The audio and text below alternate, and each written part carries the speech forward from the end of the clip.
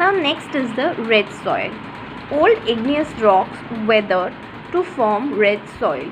So igneous rocks are basically that is formed down after the lava or the magma is actually cooled down. Okay, so when the hot magma or the lava cool down, so that breaks into formation of igneous rocks. Okay, so even old igneous rocks, they actually weather down or they break down to form red soil. Okay, the red soil is found in the peninsular India. Now what is peninsular India? Peninsular is basically your this part.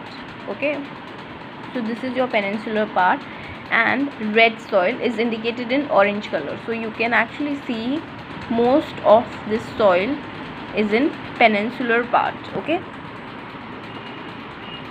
the red color of the soil is due to high iron content. Okay, so in red soil, what is actually changing the color of soil, or which is responsible for changing of red color?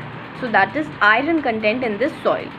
The soil can be made fertile by adding manure and chemical fertilizers. That means this soil is not naturally very fertile, but it can be made fertile by using actually manures and chemical fertilizers.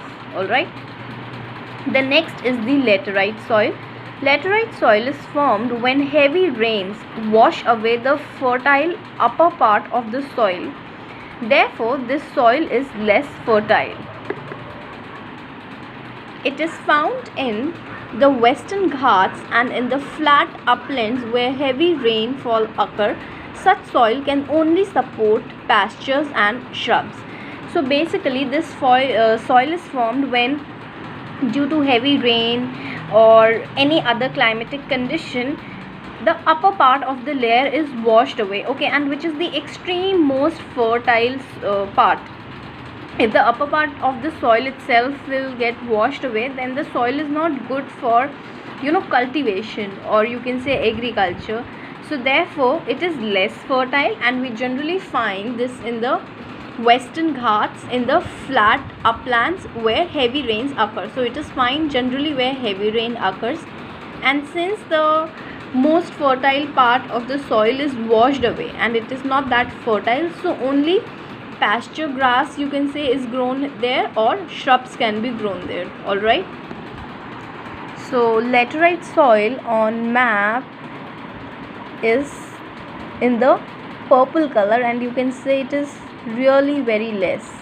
Okay, this side little bit on this, and in small pieces it is here.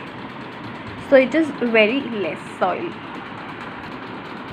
The next is the mountain soil. Mountain soil is mainly found on the hill slopes covered with forest, just as the name suggests.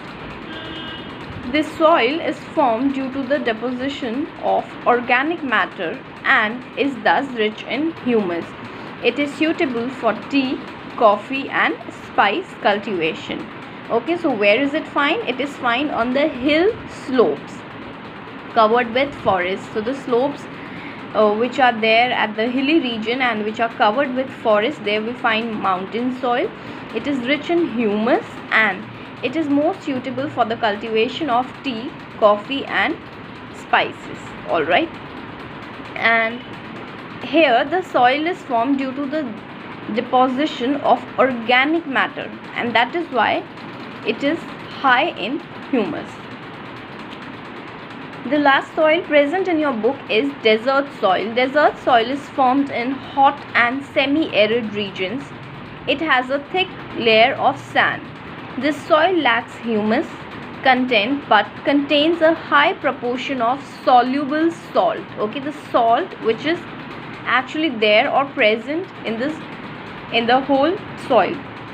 With the help of irrigation, a variety of crops can be grown in the desert soil. Okay, though it does not hold humus, it is more of sandy, but due to irrigation or with the help of irrigation, that is water facilities, a number of crops can be grown here as well.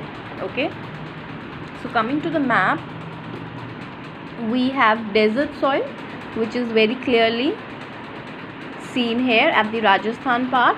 and we have mountain soil, which is this in color in the hilly terrain. Okay,